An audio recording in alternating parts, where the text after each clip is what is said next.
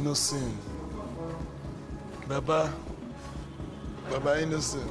No, they try in their car, definitely. They are right, they do very well. And being that it's made in Nigeria, they know Nigerian roads. So they make sure the car is solid. It's very solid. It's good for Nigerian roads and all this thing. Longevity. It's like the same I've heard of Innocent that the cars are very strong. Yeah, they're strong.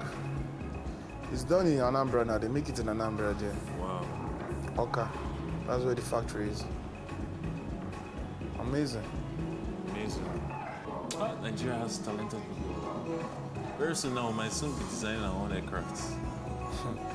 It's possible. So Innocent Motors, they send cars to other countries, African countries? Yeah, I guess. But it will be lit if they can be able to send to many other African countries than them buying from other Do they have like countries. these super luxury sedans? They have all kinds, man. It's very good to have a product made in Nigeria, especially a vehicle, and you know that nothing will happen. You go right down, go wherever you want to go, nothing, it's solid.